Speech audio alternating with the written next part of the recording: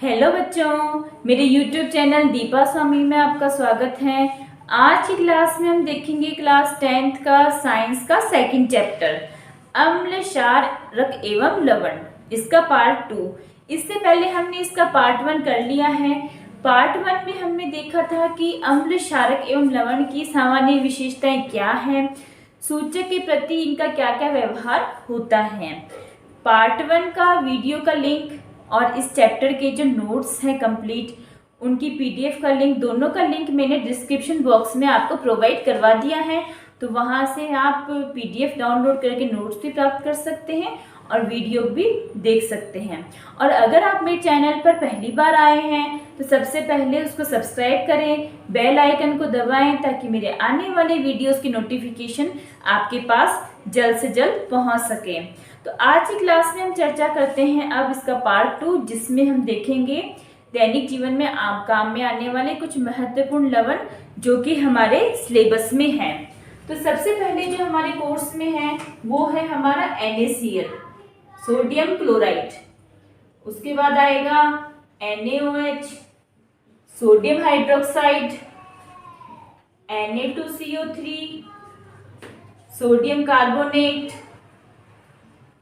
NaHCO3, sodium hydrogen carbonate, CaOCl2, विरंजक चूर्ण, और last आएगा CaSO4 डॉट हाफ H2O। ये फॉर्मूला किसका है? हमारा POP का, प्लास्टर ऑफ पेरिस। तो इन सभी लवणों की हम चर्चा किस प्रकार करेंगे?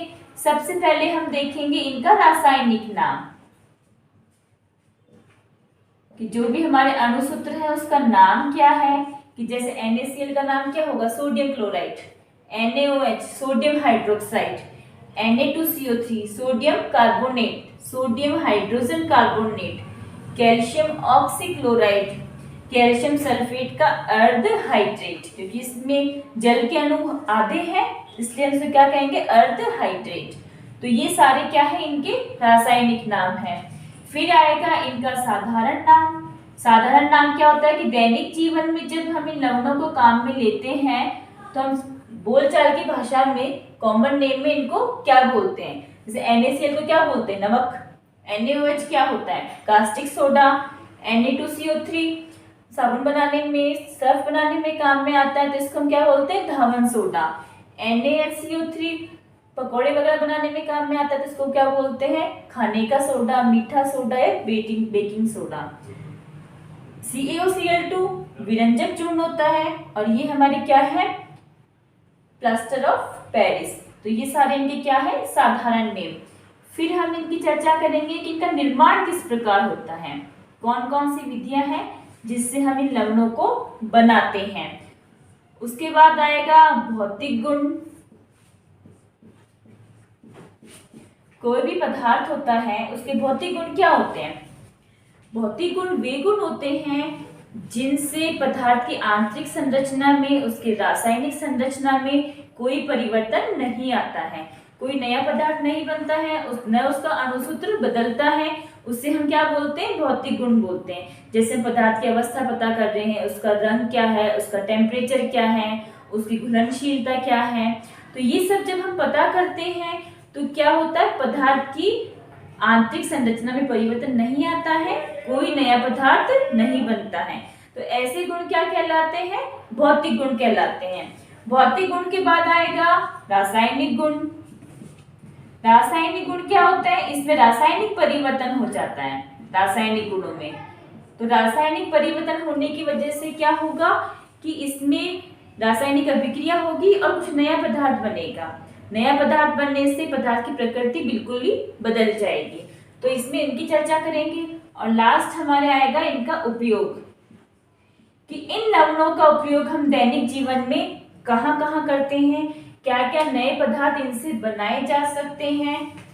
तो इन सारे पॉइंट्स को यूज करते हुए इन 6 लवणों की हम एक एक करके चर्चा करेंगे, जिसमें सारे पॉइंट्स हमारे कवर होंगे। तो सबसे पहला जो हमारा लवण है वो कौन सा है जिसका उपयोग हम सबसे ज्यादा करते हैं, डेली करते हैं? वो कौन सा हमारा NaCl। NaCl का रासायनिक नाम क्या है? सोडियम क्लोराइड, क्योंकि तो सोडियम धातु है इसमें जो धनायन है, और माइनस वाला कौन है? क्लोरीन है, और माइनस वाला होता है उसके पीछे हम आइड लगा देंगे, तो क्लोरीन के पीछे आइड लगाया तो इसका नाम क्या हो गया? Sodium chloride. फिर सेकंड पॉइंट कौन सा था कि इनका साधारण नाम क्या है, कॉमन नेम क्या है? बोलचाल की भाषा में इसको हम क्या बोलते हैं? तो बोलचाल की भाषा में हम इसको क्या बोलते हैं? नमक। फिर क्या देखेंगे हम? इसका निर्माण कैसे होता है, किस प्रकार हम नमक को बना सकते हैं।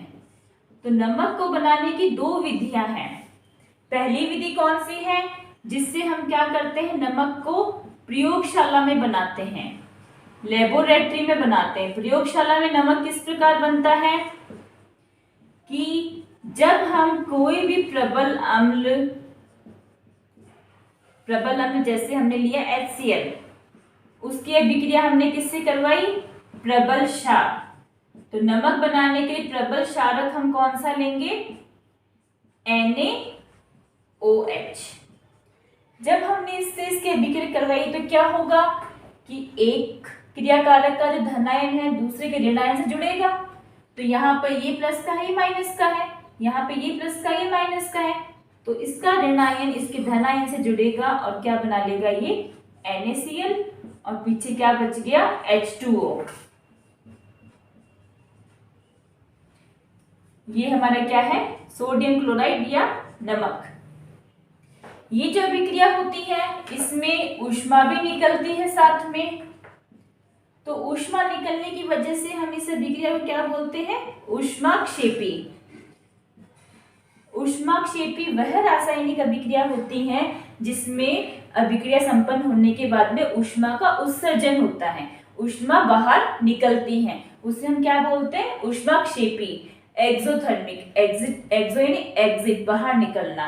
और यहाँ पर प्रबल अम्ल प्रबल क्षार आपस में मिल रहे हैं, तो ये क्या कर रहे हैं? एक दूसरे के प्रभाव को निरस्त कर रहे हैं, उदासीन कर रहे हैं, इसलिए हम इस अभिक्रिया को क्या बोलते हैं? उदासीनीकरण अभिक्रिया। उदासीनीकरण अभिक्रिया। तो इस विधि के द्वारा प्रयोगशाला में नमक बनाया जाता है। कोई भी प्रबल अम्ल लोगे आप, कौन सा प्रबल अम्ल लेना है? HCl लेना है, क्योंकि सोडियम क्लोराइड में क्या होता है? तो Na होता है, Cl होता है, ये दोनों चीजें हमारी प्रेजेंट होनी चाहिए, ऐसा ही अम्ल लेंगे अपन। तो HCl में हमारा Cl मिल जाएगा, दूसरा हमने प्रबल क्षार लिया, इसमें हमें Na मिल जाएगा, सोडियम मिल जाएगा, तो क्या बन गया हमारा? NaCl बन गया, और H2O साथ में सह उत्पाद के रूप में निकला और ऊष्मा भी बाहर निकली। तो इसको हमने उदासीनीकरण अभिक्रिया भी कहा और ऊष्माक्षेपी अभिक्रिया भी कहा। दूसरी विधि है जो हम प्राचीन समय से काम में ले रहे हैं, वो कौन सी विधि है कि समुद्री जल से या खारे पानी से नमक बनाते हैं, खारे पानी के वाष्पीकरण से।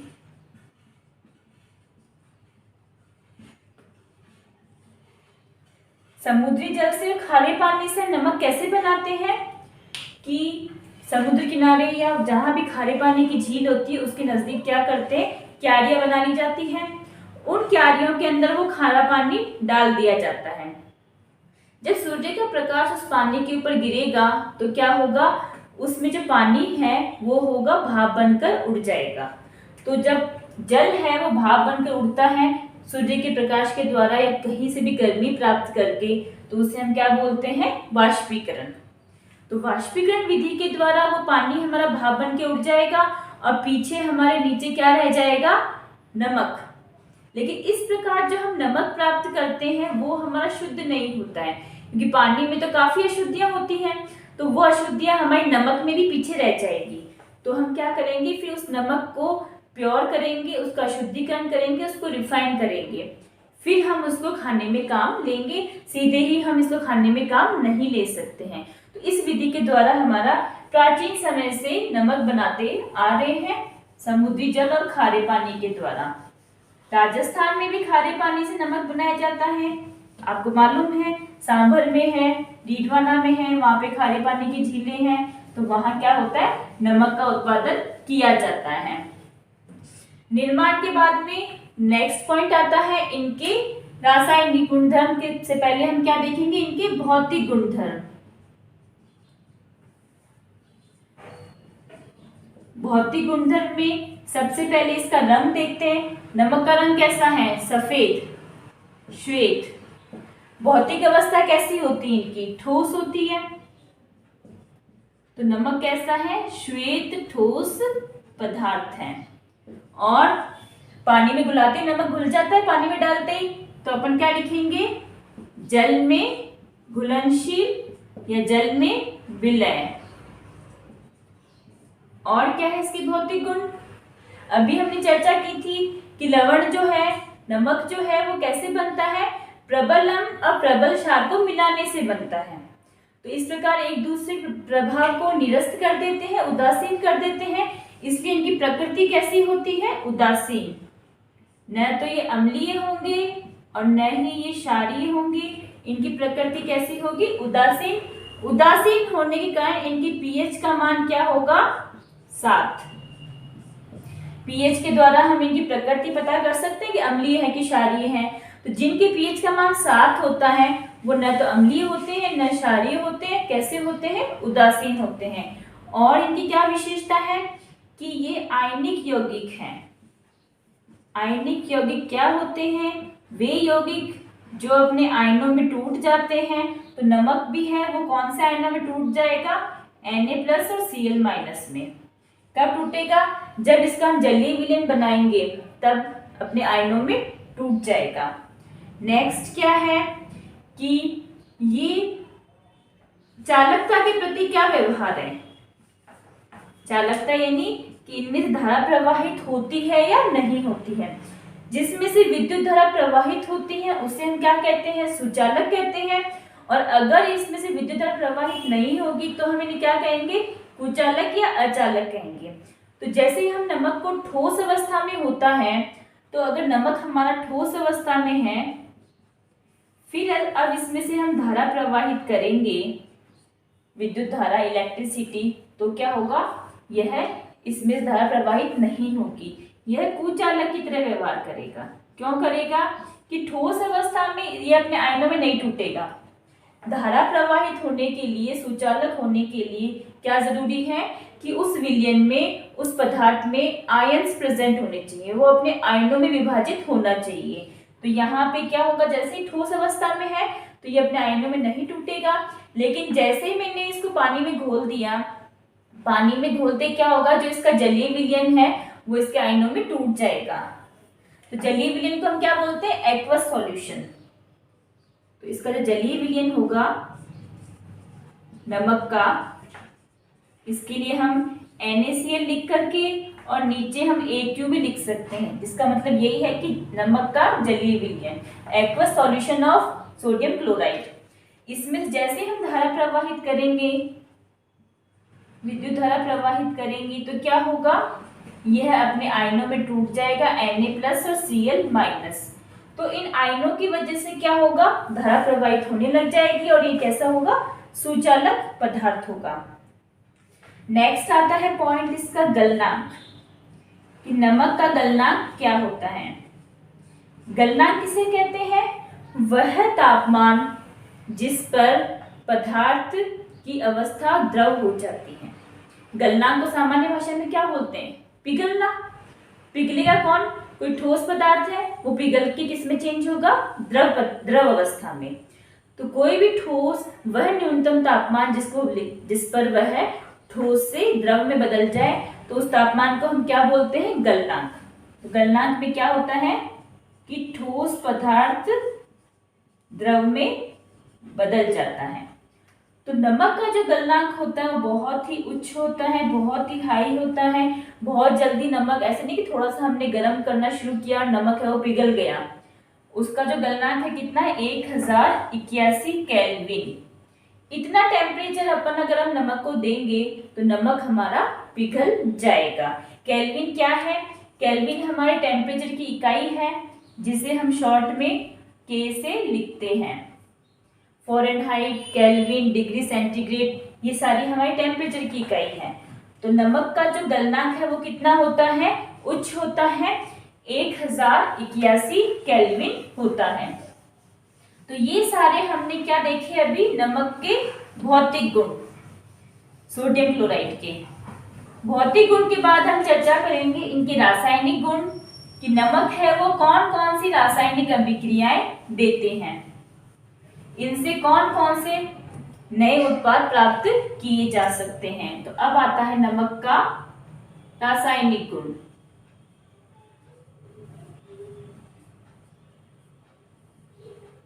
रासायनिक गुण में पहला आता है कि जैसे ही हम नमक को पानी में घोलेंगे तो क्या होगा, नमक को पानी में घोलने से, पानी में घोलेंगे तो और इसमें इसका जब हम वैद्युत अपघटन करवाते हैं यानी विद्युत धारा प्रवाहित करवाते हैं, मैंने आपको एक बात बताई थी कि जल जब नॉर्मली अभिक्रिया करता है तो किस प्रकार टूटेगा, H+ में और OH- में, इस प्रकार टूटेगा, ठीक है ना। तो यहां पे क्या होगा, नमक में ये प्लस का है, ये माइनस का है, NaCl में अभिक्रिया होगी तो ये Na किससे अभिक्रिया करेगा, OH से, और क्या बना लेगा, NaOH। पीछे क्या बचा, एक तो H+ बचा हमारा, दूसरा क्या बचा, क्लोरीन। तो H+ से हमारी हाइड्रोजन गैस बन जाएगी और ये हमारी क्लोरीन बन गई। तो यहाँ पे क्या है कि हाइड्रोजन गैस है, हाइड्रोजन गैस का धनायन है, तो धनायन जो है प्लस वाला है वो किस तरफ जाएगा, माइनस वाले की तरफ जाएगा। तो हाइड्रोजन गैस है वो किस तरफ बनेगी, हमारी कैथोड पे, कैथोड माइनस का होता है, और जो क्लोरीन है वो कहाँ बनेगी, हमारी एनोड पे। तो हाइड्रोजन गैस हमारी कैथोड पे बनेगी और क्लोरीन हमारी एनोड पे बनेगी। और यहाँ पे जो सोडियम हाइड्रोक्साइड का जो विलयन है वो भी हमें किस ओर प्राप्त होगा, कैथोड की ओर प्राप्त होगा। तो इस प्रकार जब हमने नमक का जल के साथ वैद्युत अपघटन करवाया तो किसका निर्माण हुआ, सोडियम हाइड्रोक्साइड का। क्या है ये, सोडियम हाइड्रोक्साइड। दूसरा लवण हम सोडियम हाइड्रोक्साइड की ही चर्चा करेंगे, यही पढ़ेंगे, तो हम उसके निर्माण में यह अभिक्रिया वहां पे लिखेंगे कि नमक से इसका निर्माण किया जा सकता है। अभिक्रिया को संतुलित करना है क्योंकि संतुलित करना बहुत ही जरूरी है। यहाँ पे सोडियम 1 है, उधर भी 1 है, क्लोरीन यहाँ 1 है, वहां 2 है, तो हम क्या करेंगे, क्लोरीन को 2 करने के लिए इसके आगे 2 लगाएंगे। क्लोरीन को 2 करने के लिए जब हमने यहाँ 2 लगाया तो सोडियम भी 2 हो गया हमारा, यहाँ सोडियम 2 हो गया तो यहाँ भी सोडियम 2 करने पड़ेंगे। अब हाइड्रोजन की बात करें, हाइड्रोजन यहाँ पे 2 है, लेकिन यहाँ कितने हैं, इधर भी 2 है और 2 यहाँ वाले 4 है, यहाँ पे ये 2 काउंट होंगे और 2 ये काउंट होंगे, तो हाइड्रोजन 4 है तो इधर भी 4 करो, यहाँ 2 लगाया तो हाइड्रोजन 4 हो गए, यहाँ 2 लगाने से क्या हुआ, ऑक्सीजन भी हमारे बढ़ गए, ऑक्सीजन 2 हो गए और यहाँ ऑक्सीजन ऑलरेडी 2 है, अभिक्रिया हमारी संतुलित हो गई। तो ये हमारे नमक निर्माण की रासायनिक अभिक्रिया का पहला स्टेप था। दूसरा क्या है कि जब हम नमक की अभिक्रिया कैल्शियम कार्बोनेट से करवाएंगे तो किस प्रकार होगी रासायनिक अभिक्रिया, देखो नमक ये प्लस है, ये माइनस है, ये प्लस है, ये माइनस है, तो क्या होगा, इसका जो ऋण आयन है वो इसके धनायन से जुड़ेगा, ऊपर आवेश हम साथ लेके जाएंगे, इस पे 2 प्लस है, इस पे 2 माइनस है, तो क्या बन जाएगा, CaCl2, क्योंकि आवेश क्रॉस होएगा और ये धनायन इसके ऋण आयन से जुड़ेगा तो क्या बना लेगा, ये 2 इसके नीचे आएगा, जब Na+ और CO3 2 माइनस जुड़ेंगे तो ये 2 नीचे आ जाएगा यहाँ पे, तो क्या बना लेगा, Na2CO3 और दूसरा क्या बन जाएगा हमारा CaCl2। तो Na2CO3 है, ये हमारा कौन सा लवण है? सोडियम कार्बोनेट, जिसकी चर्चा भी हम आगे करेंगे। तो यहाँ नमक के द्वारा हमने सोडियम कार्बोनेट का निर्माण देख लिया, तो सेम अभिक्रिया हमारे आगे भी काम में आएगी। जब हम सोडियम कार्बोनेट का निर्माण देखेंगे कि नमक की अभिक्रिया सोडियम क्लोराइड की अभिक्रिया मैंने कैल्शियम कार्बोनेट से करवाई, तो सोडियम कार्बोनेट बना और कैल्शियम क्लोराइड अलग हो गया। तीसरी इसके रासायनिक अभिक्रिया है कि जब हमने सोडियम क्लोराइड की अभिक्रिया CO2 से H2O से करवाई और साथ में अमोनिया गैस भी प्रवाहित करी, तो इन सब से क्या उत्पाद बनेगा? एक तो बनेगा हमारा सोडियम हाइड्रोजन कार्बोनेट और साथ में क्या निकलेगा? NH4Cl। सोडियम हाइड्रोजन कार्बोनेट, ये लवण का निर्माण भी हमें आगे करना है, 4th नंबर पे है। और ये क्या है हमारा? Ammonium chloride.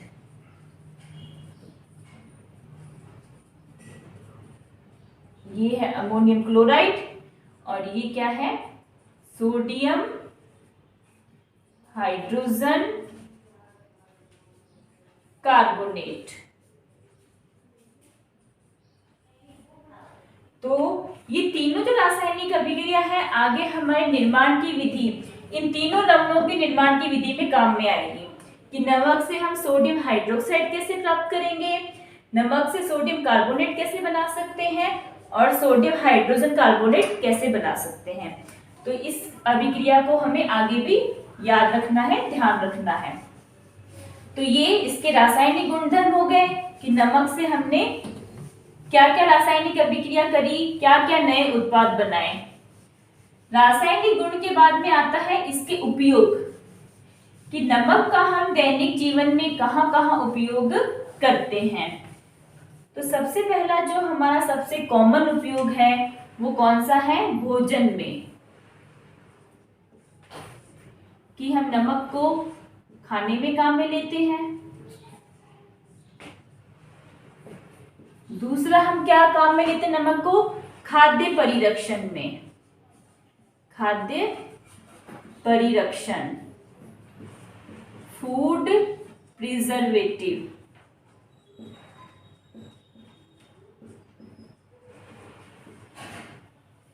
परिरक्षण का मतलब क्या है कि भोजन को खराब होने से बचाने में।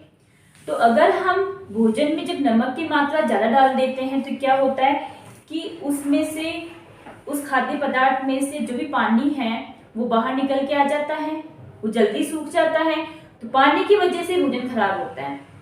तो नमक डालने से वो जल्दी सूख जाएगा, पानी सारा बाहर आ जाएगा और भोज्य पदार्थ हमारा खराब नहीं होगा। इसलिए आपने देखा है कि अचार वगैरह जो भी बनाते हैं उसमें हम नमक की मात्रा ज्यादा रखते हैं। तो और नमक डालने से क्या होता है कि जो बैक्टीरिया वगैरह है वो भी हमारे जल्दी से पनपते नहीं है। तो भोजन के परिरक्षण में, उसको खराब होने से बचाने में भी हम नमक का उपयोग करते हैं। नेक्स्ट हम क्या लिख सकते हैं कि कोई भी लवण है, कोई भी रासायनिक यौगिक है, इसका उपयोग हम लेबोरेटरी में, प्रयोगशाला में जरूर करते हैं कुछ ना कुछ नई चीज बनाने में। तो हम एक उपयोग जो है ये तो हमें हर लवण में लिखना है, कौन सा? कि प्रयोगशाला में अभिकर्मक के रूप में, प्रयोगशाला में अभिकर्मक के रूप में हम इसका उपयोग करते हैं। और हम इसको कहाँ काम में ले सकते हैं? हिमीकरण मिश्रण बनाने में, हिमीकरण मिश्रण बनाने में। हिमीकरण मिश्रण क्या होता है? आपने अगर ध्यान दिया हो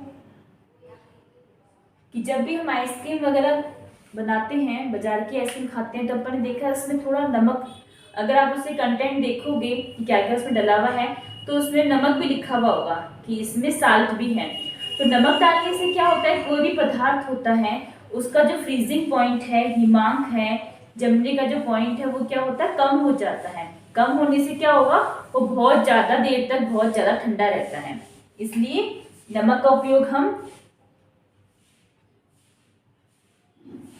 जो हिमांक है, फ्रीजिंग पॉइंट है उसको कम करने में भी करते हैं। नेक्स्ट क्या है कि नमक का निर्माण कहाँ होता है? सोडियम हाइड्रोक्साइड बनाने में, सोडियम कार्बोनेट बनाने में, सोडियम हाइड्रोजन कार्बोनेट बनाने में, आदि जो लवण है इनके निर्माण में, आदि लवणों के निर्माण में। इन तीनों की रासायनिक अभिक्रिया हमने अभी देखी थी कि किस प्रकार हम इनको बना सकते हैं। और हम इसका उपयोग कहाँ करते हैं? नमक से औद्योगिक स्तर पर क्लोरीन बनाने में, औद्योगिक स्तर पर क्लोरीन निर्माण में।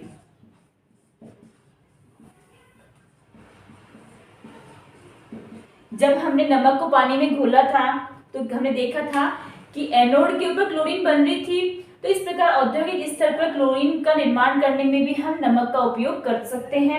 तो इस प्रकार हमने लवण की, नमक की सारे पॉइंट्स की चर्चा कर ली कि क्या क्या इसके रासायनिक नाम है, भौतिक गुणधर्म क्या है, रासायनिक गुणधर्म क्या है, क्या क्या इसके उपयोग हैं।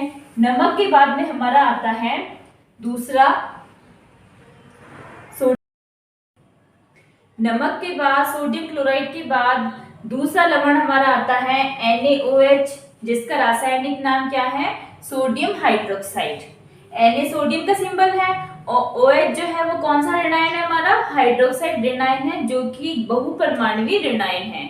तो अब हम देखेंगे कि इसका निर्माण किस प्रकार कर सकते हैं, और सामान्य भाषा में इसको हम क्या बोलते हैं? Caustic soda. NaOH का कॉमन नेम क्या है? Caustic soda. इसका निर्माण कैसे करेंगे? निर्माण करने की जो विधि है, हमने नमक के जो रासायनिक गुणधर्म देखे थे सोडियम क्लोराइड के, उसमें पहला पॉइंट हमने चर्चा की थी। क्या चर्चा की थी? कि जब हम NaCl का जल में घोल के उसका वैद्युत अपघटन करवाते हैं, वैद्युत धारा प्रवाहित करते हैं, तब क्या होता है? एक तो NaOH बनता है, हाइड्रोजन गैस बनती है और साथ में क्लोरीन गैस बनती है। तो NaOH तो क्या है? एक जलीय विलीन बनेगा, ये हमारी गैस है और ये भी हमारी गैस है। यह अभिक्रिया बनती है, अभिक्रिया संतुलित भी की थी हमने।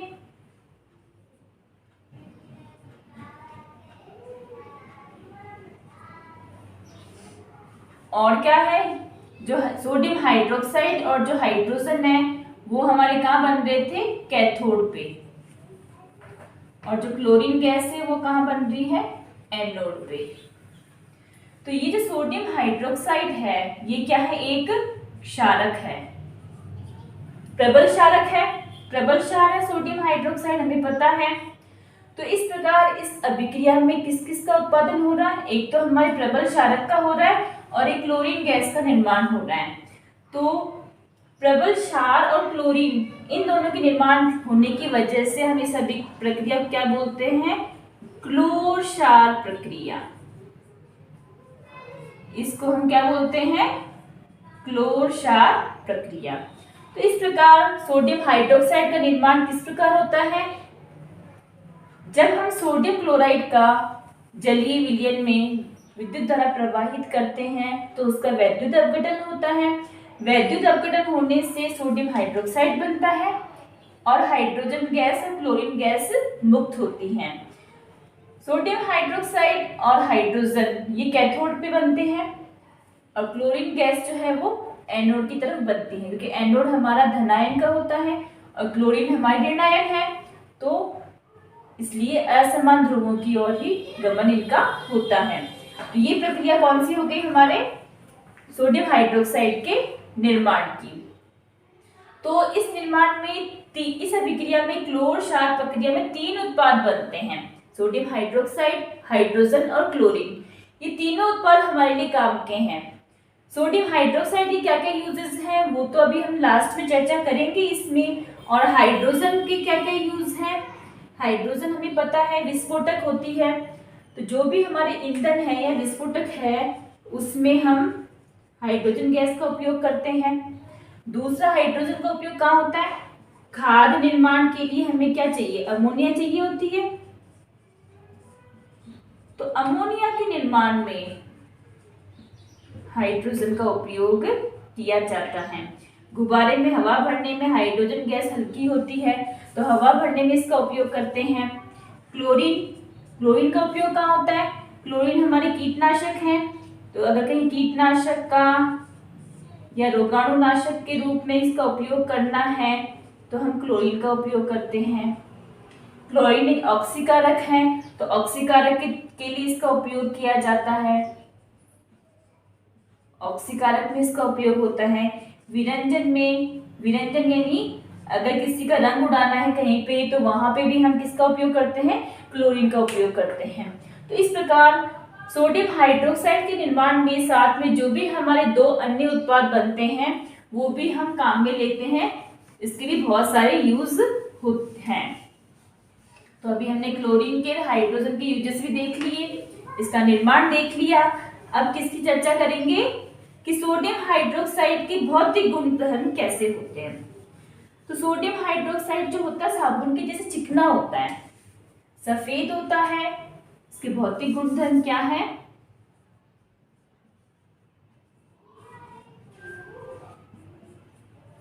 सफेद है, साबुन के जैसे चिकना है, साबुन के समान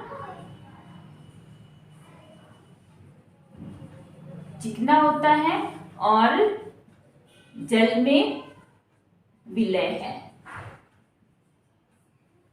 ये इसके भौतिक गुणधर्म है। और जब हम इसका जलीय विलयन बनाएंगे तो क्या होगा कि जो सोडियम हाइड्रोक्साइड है क्या प्रबल क्षार है, और प्रबल क्षार जो होते हैं जलीय विलयन में क्या देते हैं? OH- आयन देते हैं। तो OH- आयन देने की वजह से ये क्या होते हैं? सुचालक होते हैं। इसमें से विद्युत धारा प्रवाहित हो जाती है इसके जलीय विलयन में से, जल्दी अपने आयनों में टूट जाते हैं। तो ये है हमारे इसके भौतिक गुण। भौतिक गुणधर्म के बाद में आता है रासायनिक गुण। रासायनिक गुण इसका यही है कि इसमें से जब अपन पानी में घोलते हैं तो अपने आयनों में ये टूट जाता है, इसलिए विद्युत अपघट्य की तरह कार्य। सोडियम हाइड्रोक्साइड का उपयोग, पहला उपयोग जैसा कि हमें पता है प्रयोगशाला में अभिकर्मक के रूप में। कोई भी लवण होता है, कोई भी यौगिक होता है, उसका हम लैब में उपयोग कुछ न कुछ तो कर ही सकते हैं, कुछ न कुछ तो बना ही सकते हैं उससे। तो प्रयोगशाला में अभिकर्मक के रूप में, एज ए रिएजेंट, अभिकर्मक के रूप में इसका उपयोग होता है। दूसरा इसका सबसे महत्वपूर्ण उपयोग क्या है? साबुन बनाने में। साबुन जो बनती है वो किससे के यूज से बनती है? सोडियम हाइड्रोक्साइड, इससे साबुन बनती है। तीसरा बर्तनों की धुलाई में, चिकनाई वगैरह साफ करने के लिए बर्तनों की साफ सफाई में इसका काम ले सकते हैं। चौथा पेट्रोलियम की शुद्धिकरण में, पेट्रोलियम के शुद्धिकरण में। नेक्स्ट क्या उपयोग है इसका? कागज उद्योग में और वस्त्र उद्योग में।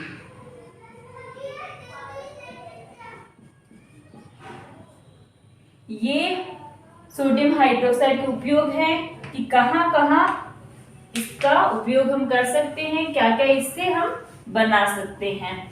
सोडियम हाइड्रोक्साइड के बाद में आता है तीसरा लवण आता है जिसका उपयोग हम दैनिक जीवन में करते हैं। वो कौन सा है? सोडियम कार्बोनेट, जिसका रासायनिक सूत्र क्या है? Na2CO3.10H2O। यानी जो ये साथ में इसके 10 H2O हैं, 10 H2O हैं, ये क्या है? क्रिस्टलन जल। क्रिस्टलन जल, क्रिस्टलन जल में कितने अणु होते हैं? इसके 10 H2O। यानी एक अणु जो हमारा सोडियम कार्बोनेट का हम लेंगे उसके बीच में 10 जल के अणु व्यवस्थित रहते हैं, लेकिन इससे इनकी रासायनिक संरचना में कोई चेंज नहीं आता है। रासायनिक संरचना अपरिवर्तित होती है। इसलिए क्या होता है कि जैसे ही हम इसको गर्म करते हैं, गर्म करने से क्या होगा, ये जो क्रिस्टलन जल है वो इससे आसानी से अलग हो जाएगा। इसीलिए इसको हम डॉट लगा के, बिंदु लगा के, पॉइंट लगा के हम लिखते हैं। इसका सामान्य नाम क्या है, धावन सोडा। धावन सोडा, जिसे हम क्या बोलते हैं, वॉशिंग पाउडर। निर्माण, इसका निर्माण कैसे करते हैं, अभी हमने देखा था कि नमक से भी हम इसको बना रहे थे, सोडियम क्लोराइड से। पहली विधि क्या है कि हम प्रयोगशाला में कैसे बना रहे हैं, नमक से बना रहे हैं, नमक यानी सोडियम क्लोराइड से, कि Na2CO3 बन रहा है सोडियम क्लोराइड से। कैसे बन रहा है सोडियम क्लोराइड से, कि NaCl की अभिक्रिया हमने किससे करवाई, CaCO3 से करवाई, तो क्या बना, Na2CO3।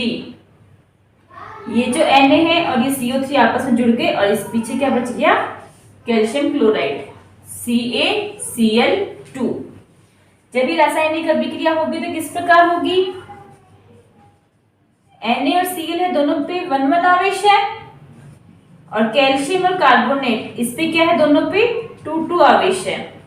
आयनों का आदान प्रदान होगा, इसका जो ऋण आयन है इसके धन आयन से जुड़ेगा, आवेश के साथ अपन लेके जाएंगे इसको, तो ये 2Cl के नीचे आ जाएगा, तो क्या बन गया, CaCl2। और ये सोडियम और ये कार्बोनेट ये दोनों आपस में मिल जाएंगे, और ये 2 है, ये सोडियम के नीचे आ जाएगा, तो क्या बन गया, Na2CO3। तो पहली विधि जो है वो क्या है हमारी, कि हमने सोडियम क्लोराइड से इसका निर्माण किया, इसे हम क्या बोलते हैं, साल्वे विधि। इस विधि का नाम क्या है, साल्वे विधि। दूसरा तरीका क्या है इसके निर्माण का, कि जो हमारे खाने का सोडा है, बेकिंग पाउडर, उसको गर्म करके भी हम इसको बना सकते हैं। बेकिंग पाउडर को हम क्या बोलते हैं, sodium hydrogen carbonate, sodium hydrogen carbonate है। इसे गर्म करने पर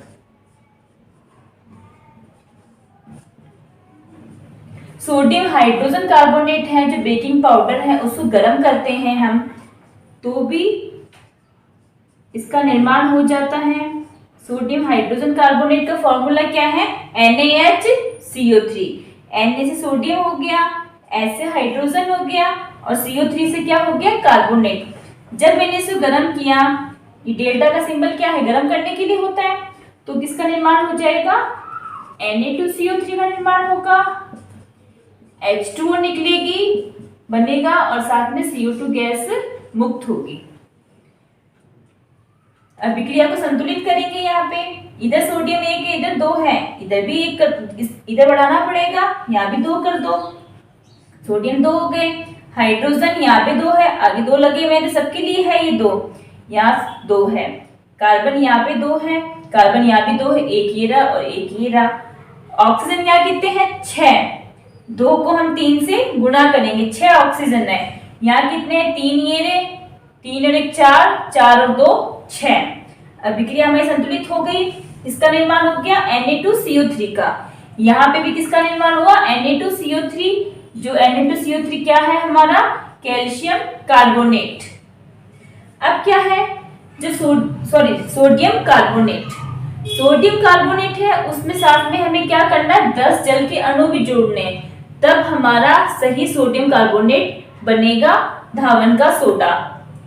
तो अपन क्या करेंगे, अब इसको जो सोडियम कार्बोनेट हमारा बना है Na2CO3, उसका हम 10 जल के अणुओं के साथ में इसको क्रिस्टलीकरण करवाएंगे। इसका क्या करवाएंगे, क्रिस्टलीकरण।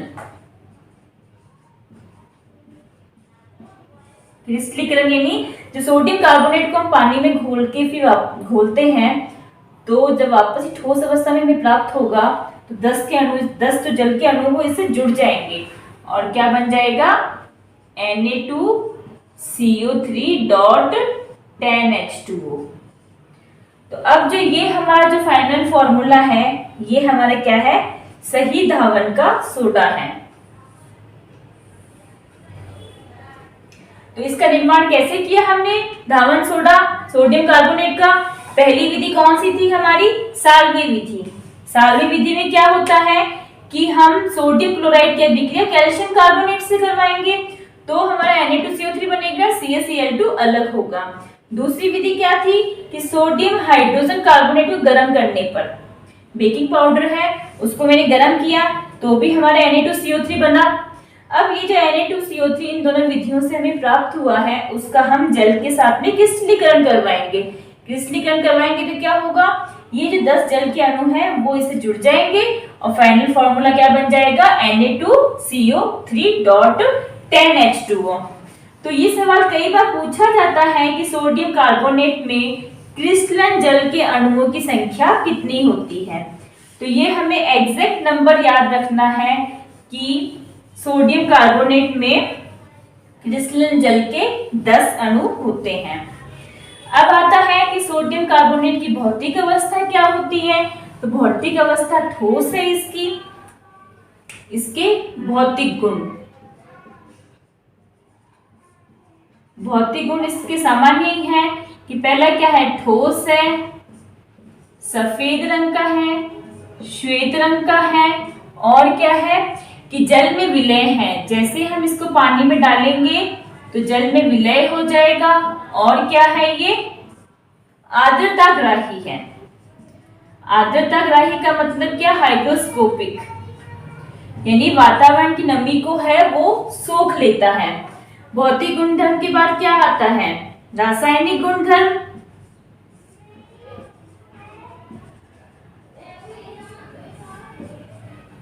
कि सोडियम कार्बोनेट से हम और क्या क्या बना सकते हैं, क्या क्या उसमें चेंज कर सकते हैं।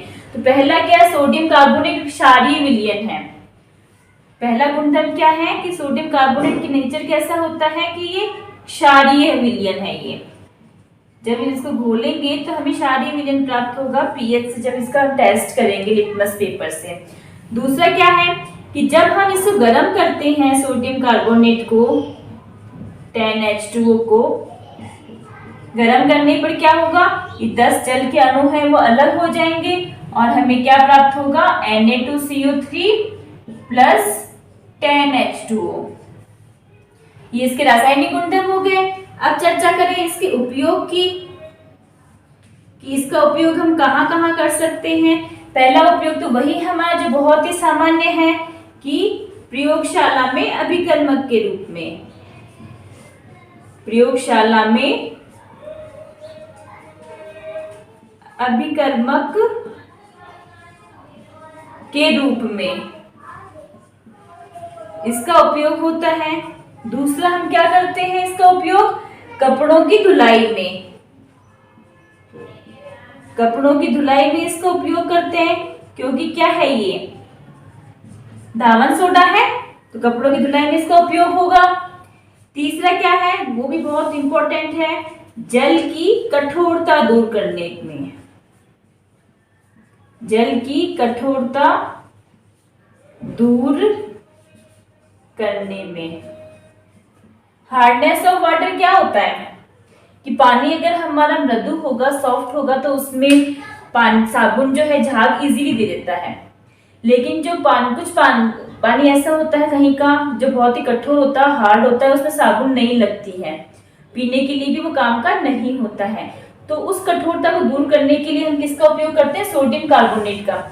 उस पानी में जब हम सोडियम कार्बोनेट डालते हैं तो क्या होगा, जो भी खारे पानी में या कठोर पानी में कैल्शियम के, मैग्नीशियम के जो लवण है, उससे सोडियम क्लोराइड है, सोडियम कार्बोनेट है, वो अभिक्रिया कर लेगा और अवक्षेप के रूप में प्राप्त हो जाएगा और जल की कठोरता हमारी दूर हो जाएगी। तो जल की कठोरता दूर करने में भी हम इसका उपयोग करते हैं। नेक्स्ट आता है कि इसका उपयोग हम और कहाँ कर सकते हैं, कि इससे हम NaOH सोडियम हाइड्रोक्साइड और Na2 सोडियम हाइड्रोजन कार्बोनेट, इनका निर्माण भी हम कर सकते हैं। सोडियम हाइड्रोक्साइड की अभिक्रिया हमने पीछे देखी थी और सोडियम हाइड्रोजन कार्बोनेट की अभिक्रिया हम नेक्स्ट स्टेप में देखने वाले हैं। और इसका उपयोग कहाँ होता है? कागज निर्माण में होता है, कांच उद्योग में होता है,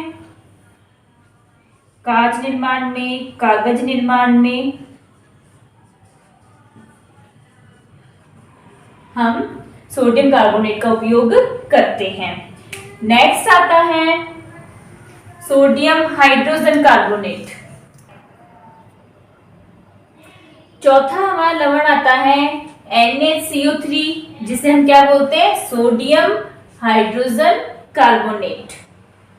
इसको हम सोडियम बाइकार्बोनेट भी बोल सकते हैं, सोडियम हाइड्रोजन कार्बोनेट को। दोनों में से कोई भी नाम आप इसका यूज ले सकते हैं। इसका जो सामान्य नाम है, कॉमन लैंग्वेज में हम इसे क्या बोलते हैं? खाने का सोडा। कुछ जो भी हम पकौड़े वगैरह बनाते हैं उसमें जो मीठा सोडा डालते हैं उसे हम क्या बोलते हैं? Sodium hydrogen carbonate. खाने का सोडा कह दो, बेकिंग सोडा बोल दो,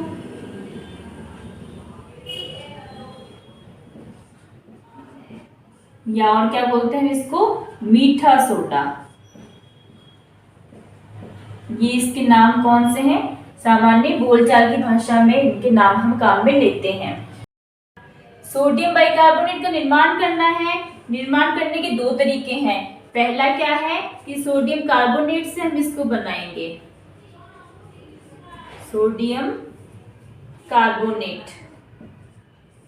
सोडियम कार्बोनेट से इसका निर्माण कैसे होगा कि Na2CO3 है सोडियम कार्बोनेट, इसमें जब हमने CO2 और H2O से इसकी अभिक्रिया करवाई तो क्या होगा?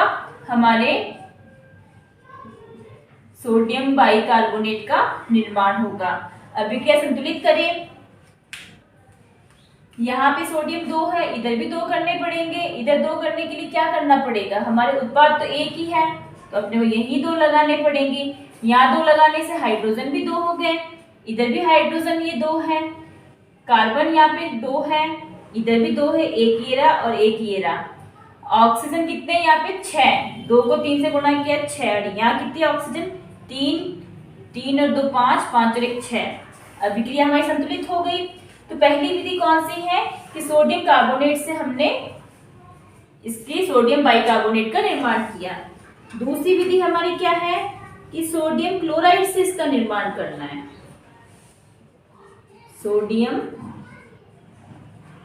क्लोराइड से हम इसका निर्माण करेंगे।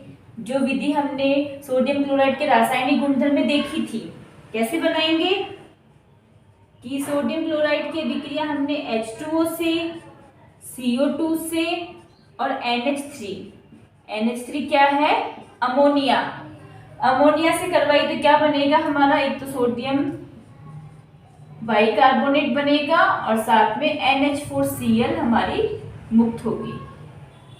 अभिक्रिया संतुलित कर ले। देखो सोडियम 1 है, इधर भी 1 है, क्लोरीन यहाँ 1 है, उधर 1 है, हाइड्रोजन यहाँ पे 2 और 3 5, यहाँ पे 1 और 4 5, ऑक्सीजन 1 और 2 3, यहाँ पे भी 3 है, कार्बन 1 1, नाइट्रोजन 1 1।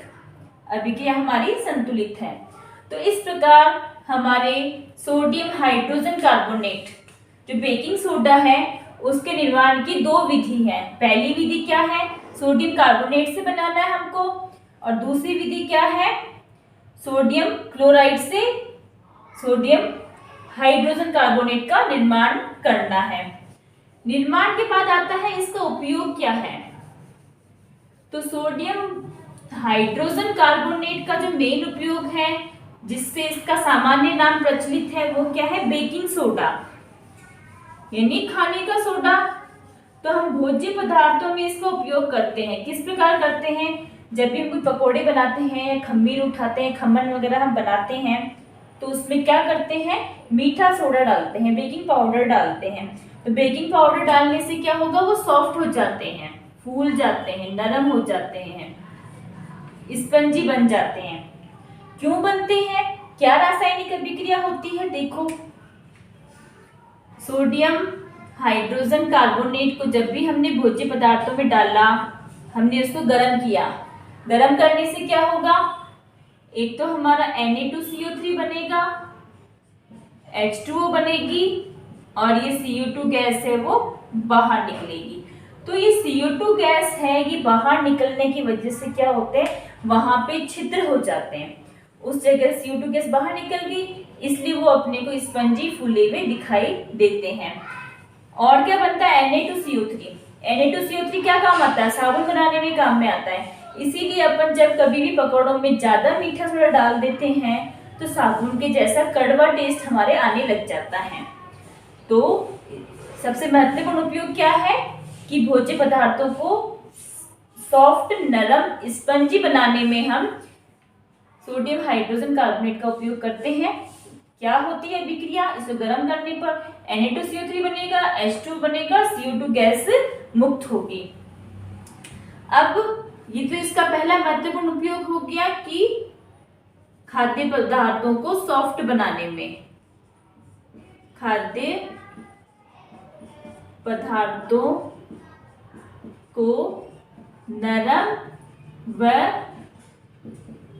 स्पंजी बनाने में। एग्जाम में क्वेश्चन आता है कि इसका उपयोग क्यों करते हैं, तो आपको रासायनिक अभिक्रिया इसकी जरूर लिखनी है। दूसरा क्या इसका उपयोग है, हम यहाँ देख रहे हैं इसमें क्या हो रहा है, CO2 का निर्माण हो रहा है। तो CO2 क्यों सहायक है? CO2 जो है उसका काम क्या है, ये आग बुझाने में सहायक है। CO2 गैस क्या करती है? आग बुझाने का काम करती है। तो कहीं पर भी आग लग जाती है तो हम देखते हैं अग्निशामक यंत्र आते हैं और वो आग बुझाने में सहायक है। तो अग्निशामक यंत्रों में इसका उपयोग किया जाता है। अग्निशामक यंत्रों में किसका उपयोग होता है? सोडियम हाइड्रोजन कार्बोनेट का। तीसरा उपयोग, जो कोल्ड ड्रिंक्स वगैरह होते हैं, सोडा वाटर होते हैं, शीतल पेय, सोडा वाटर आदि जो शीतल पेय हैं, कोल्ड ड्रिंक्स है, इसमें भी इसका उपयोग होता है। और प्रयोगशाला में अभिकर्मक के रूप में, ये उपयोग तो सभी का होता है, प्रयोगशाला में अभिकर्मक में। और अभी हमने देखा कि इसको गर्म करने पर क्या हो रहा था, Na2CO3 बन रहा था। तो ये अभिक्रिया उल्टी भी चलती है। अगर Na2CO3, H2 और CO2 इसको आप मिलाओगे तो वापस हमें सोडियम हाइड्रोजन कार्बोनेट प्राप्त हो जाएगा। जो हमने सोडियम कार्बोनेट की अभिक्रिया में देखा था कि ये अभिक्रिया उल्टी कर दो तो Na2CO3 के लिए हो जाएगी और इस प्रकार ये सोडियम बाइकार्बोनेट के लिए हो रही है। तो सोडियम कार्बोनेट का भी निर्माण इससे होता है Na2CO3 के निर्माण में। और इसका उपयोग क्या होता है कि ये एक पेट के अम्लता दूर करने में भी काम आता है। इसका नेचर कैसा है? क्षारीय है, बेसिक नेचर है। तो कभी भी हमारे जब एसिडिटी हो जाती है, पेट में अम्लता हो जाती है, खट्टी डकारें आती हैं, तब हम इसका उपयोग भी कर सकते हैं एंटासिड के रूप में। तो इसका काम क्या है? पेट की अम्लता दूर करने में। क्षारीय होने के कारण क्या करता है? पेट की अम्लता दूर करता है। अम्लता दूर करने में, तो जो भी पदार्थ पेट की अम्लता दूर करते हैं उसे हम क्या बोलते हैं? एंटासिड। तो एंटासिड के रूप में इसका उपयोग करते हैं। और हम क्या कर सकते हैं? ये एंटीसेप्टिक होते हैं। एंटीसेप्टिक की तरह भी हम इसका यूज कर सकते हैं, प्रतिरोधी। यानी कहीं घाव वगैरह लग जाता है तो भी आप इसको लगा दो तो अपने को आराम मिल जाता है।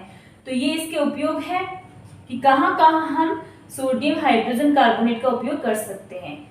कौन कौन से उपयोग है? सबसे महत्वपूर्ण उपयोग है खाद्य पदार्थों को नरम बनाने में, अग्निशामक यंत्रों में क्योंकि इसमें CO2 गैस मुक्त हो रही है, सोडा वाटर आदि कोल्ड ड्रिंक्स में, प्रयोगशाला में अभिकर्मक के रूप में, Na2CO3 के निर्माण में, निर्माण की अभिक्रिया ये रही। तो ये रासायनिक अभिक्रिया का निर्माण पूछे किस प्रकार हो रहा है, तो आप यहाँ पे ये रासायनिक अभिक्रिया आपके ये 5th पॉइंट के बाद यहाँ पे भी लिख सकते हो। Na सोडियम बाइकार्बोनेट है कैसा क्षारीय नेचर का होता है। क्षारीय नेचर का होने के कारण क्या करता है, पेट की अम्लता को दूर करने में एंटासिड के रूप में भी हम इसका उपयोग कर सकते हैं। और लास्ट क्या है, एंटीसेप्टिक प्रतिरोधी के रूप में भी इसका उपयोग करते हैं। कहीं अपने लग जाती है तो अपने लगा दे तो एक बार हमें आराम मिल जाता है। नेक्स्ट इसमें आता है विरंजक चूर्ण। 5th लवण है CaOCl2। C एक किसका सिंबल है, कैल्शियम का, O हमारा ऑक्सीजन है और Cl क्या होता है, क्लोरीन है। तो इसका नाम क्या हो गया, कैल्शियम ऑक्सीक्लोराइड CaOCl2, जिसे हम सामान्य भाषा में क्या बोलते हैं, विरंजक चूर्ण। विरंजक का मतलब क्या होता है, रंग उड़ाना। तो जहां पे भी हमें किसी का रंग उड़ाना है तो उसमें हम किसका उपयोग करेंगे, CaOCl2 का। तो सबसे पहले अगर इसकी हम संरचना भी देखें कि कैसे ये बॉन्ड बना के रखता है, तो कैसे बनाता है, कैल्शियम है। अब कैल्शियम की पता है हमें संयोजकता कितनी होती है, 2 होती है। तो एक तरफ तो इससे क्लोरीन जुड़ा हुआ है, दूसरी तरफ क्या होगा, ऑक्सीजन जुड़ा हुआ होगा।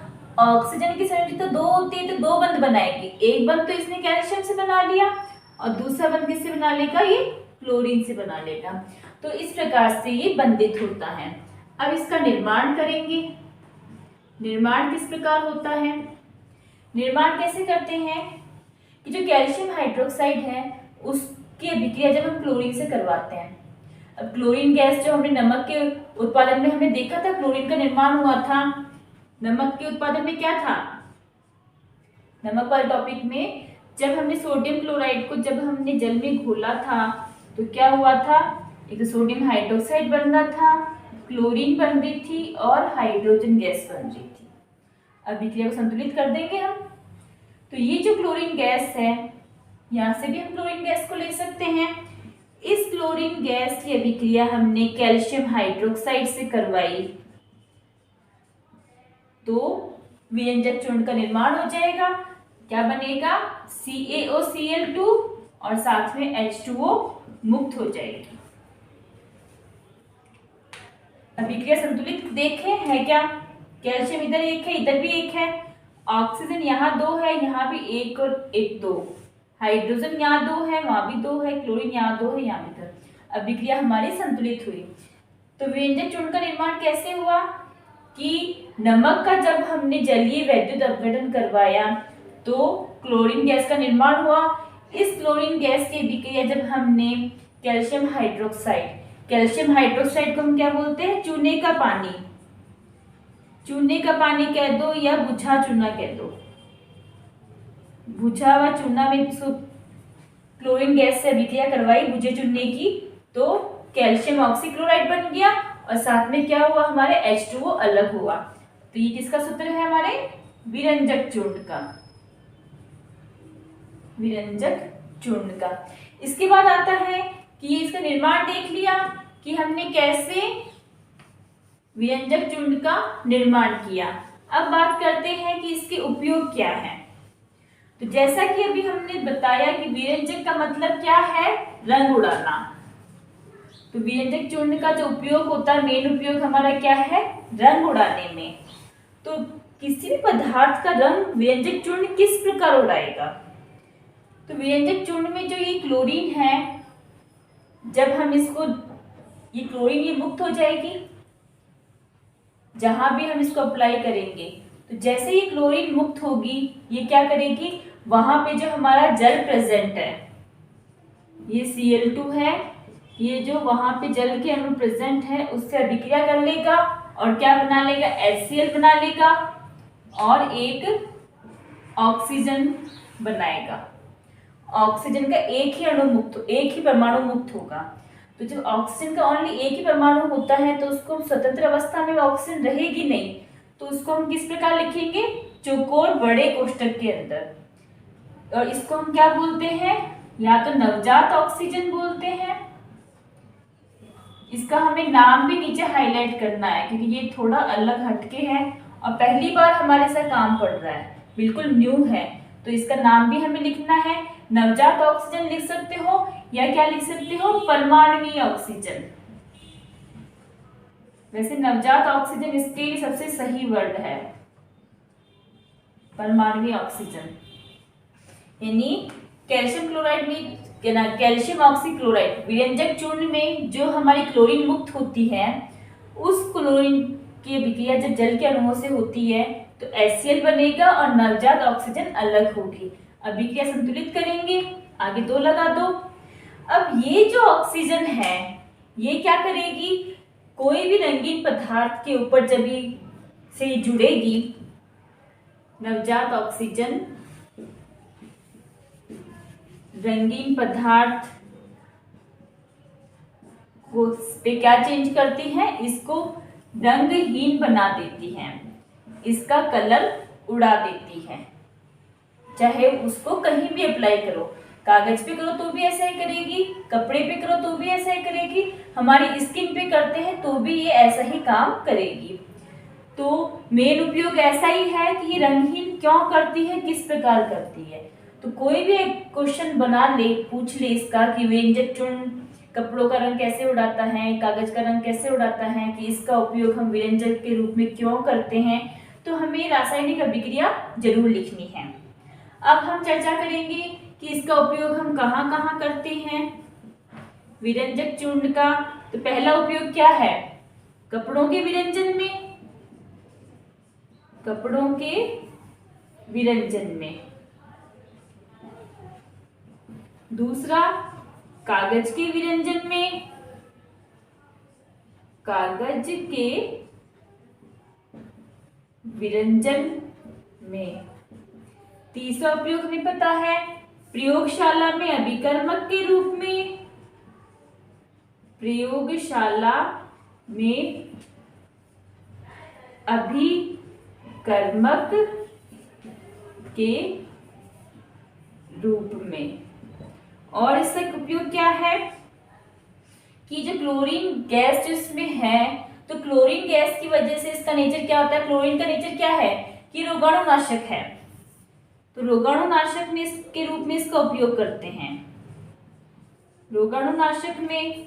और क्या करते हैं, क्लोरीन क्या होती है, रोगाणु को मारती है, तो जो पीने का पानी होता है उसमें भी इसको डाला जाता है। तो क्लोरीन इसमें मुक्त होने की वजह से पेयजल के शुद्धिकरण में, ये भी इसका बहुत ही इंपॉर्टेंट उपयोग है, पेयजल के शुद्धिकरण में इसका उपयोग होता है। और हम इसका उपयोग कहाँ करते हैं, पेयजल के शुद्धिकरण में हो गया, रोगाणुनाशक में हो गया, प्रयोगशाला में अभिकर्मक में हो गया, ऑक्सीकारक के रूप में, ऑक्सीकारक कह दो या उपचायक कह दो।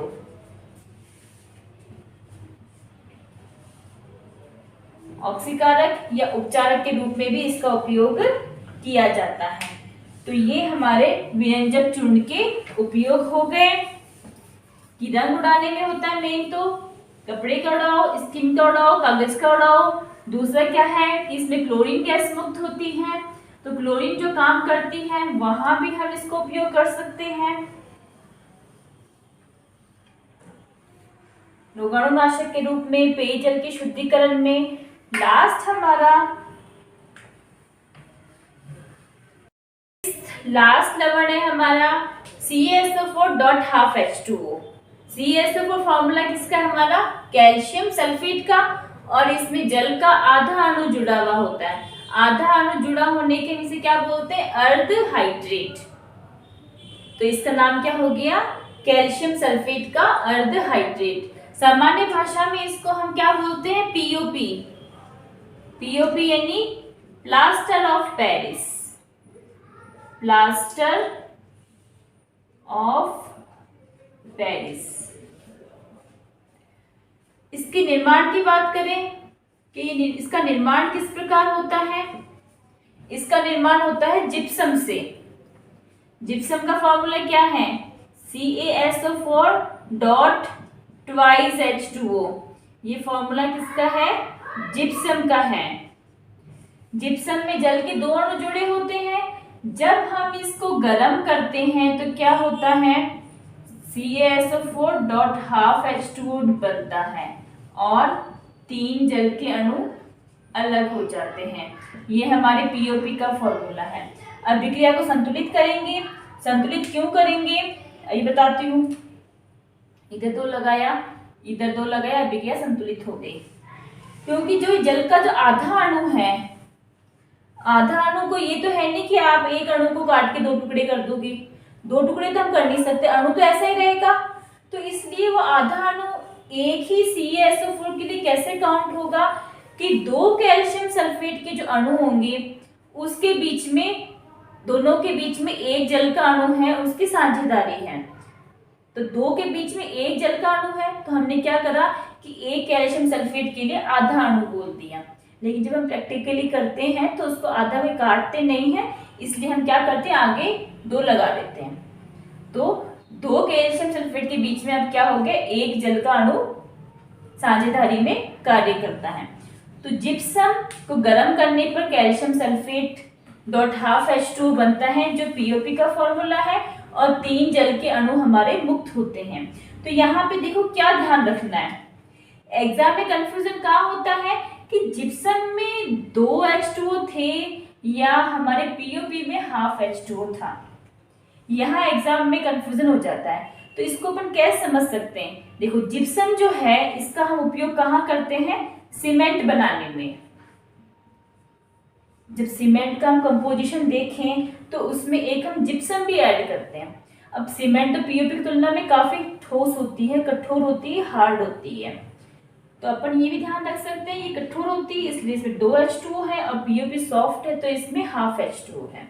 इस तरीके से भी आप थोड़ा ट्रिक लगा के इसको याद रख सकते हो ताकि एग्जाम में कंफ्यूजन नहीं हो। नेक्स्ट इसका आता है कि इसका उपयोग कहाँ कहाँ करते हैं हम। तो पीओपी का उपयोग क्या है, सबसे पहला जो सबसे इंपॉर्टेंट उपयोग है वो हमारा क्या है कि टूटी हुई हड्डी हमारी टूट जाती है तो उसके ऊपर जो प्लास्टर चढ़ाया जाता है वो किसका होता है, पीओपी का होता है। तो टूटी हुई हड्डियों को जोड़ने में, टूटी हुई हड्डियों को जोड़ने में पीओपी का उपयोग करते हैं। भवन निर्माण में किस प्रकार करते हैं कि मकानों की छत के ऊपर आपने देखा डिजाइन वगैरह पीओपी से कई अलग अलग तरह की डिजाइन बनाई जाती हैं। तीसरा है कि मूर्तियां बनाने में, मूर्तियां और सजावटी सामान बनाया जाता है। खिलौने बनाने में अपन इस पीओपी का उपयोग करते हैं, खिलौने बनाने में। और पीओपी का नेचर क्या होता है कि ये जल्दी से गर्म नहीं होता है, ऊष्मा को अवशोषित कर लेता है। तो कहीं भी हमें अग्निसह के रूप में इसका उपयोग करना है, अग्निसह पदार्थ बनाने में, तो भी हम क्या कर सकते हैं, पीओपी को यूज कर सकते हैं। और कहाँ उपयोग होता है, जो हमारा एक कॉमन उपयोग है सबके लिए कि प्रयोगशाला में अभिकर्मक के रूप में,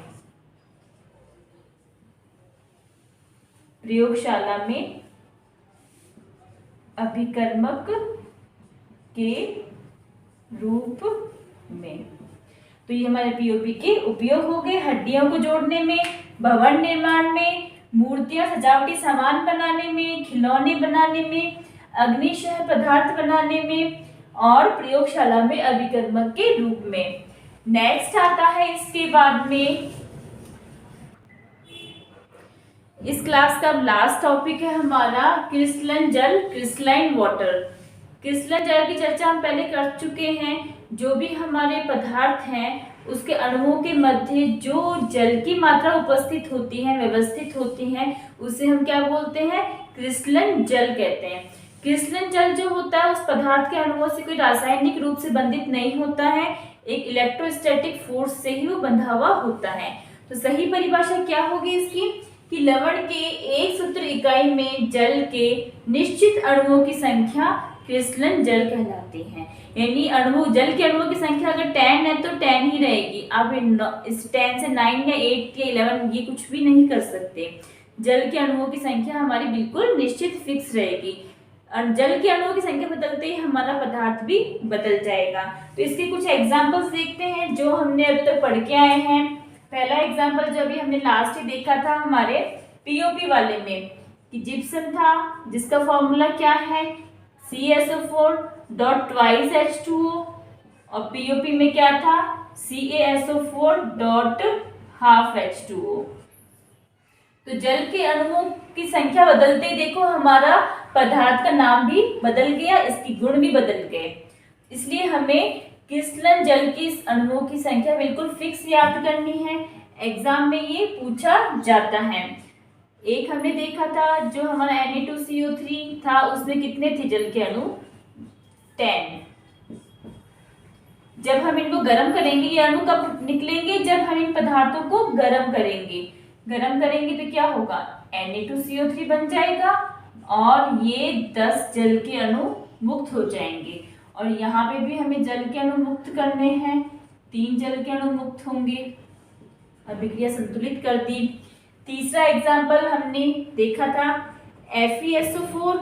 FeSO4 में क्या है 7 जल के अणु होते जुड़े हुए। जब हम इसको गर्म करेंगे तो क्या होगा, ये 7 जल के अणु अलग हो जाएंगे और FeSO4 बन जाएगा। और कौन सा एग्जाम्पल है copper sulphate. Copper sulphate CuSO4 dot 5 H2O। जब हम इसको गर्म करेंगे तो क्या होगा, ये 5 जल के अणु अलग हो जाएंगे और CaSO4 बन जाएगा। तो ये कुछ एग्जाम्पल्स हैं जो हम अब तक पढ़ के आए हैं। तो इनको मैंने एक साथ आपको बता दी ताकि हमें याद करने में सुविधा रहे, कंफ्यूजन नहीं हो। नहीं थोड़ा कंफ्यूज हो जाता है कि किसमें कितने जल के अणु जुड़े हुए थे, तो ये हमें ध्यान रखना है। तो जल के अणु जब मुक्त होंगे तो पदार्थ की जो गुण है, विशेषताएं हैं, उसमें भी परिवर्तन आता है, उसका रंग भी बदल सकता है। जैसे FeSO4 है, इसका रंग पहले ग्रीन होता है जब जल के अणु जुड़े हुए होते हैं, बाद में कैसा हो जाता है ये व्हाइट कलर का। कॉपर सल्फेट है, पहले कैसा होता है ये ब्लू होता है, नीले रंग का होता है, फिर ये भी कैसा हो जाता है व्हाइट हो जाता है। तो ये हमारा सेकंड पार्ट कंप्लीट हुआ क्रिस्टलन जल। तो बच्चों आपको मेरे वीडियो कैसा लगा कमेंट करके बताएं, वीडियो को लाइक करें, ज़्यादा से ज़्यादा बच्चों को शेयर करें ताकि उनको भी इसका फ़ायदा मिल सके। और आप मेरे चैनल में पहली बार आए हैं तो इसे सब्सक्राइब जरूर करें, बेल आइकन को दबाएं ताकि मेरे आने वाले वीडियोस की नोटिफिकेशन आपको मिल सके। और इस चैप्टर की PDF की लिंक और पार्ट 1 जो इससे पहले हमने पढ़ा था उसका लिंक भी मैंने आपको डिस्क्रिप्शन बॉक्स में दे रखा है, वहाँ से आप नोट्स प्राप्त कर सकते हैं। धन्यवाद।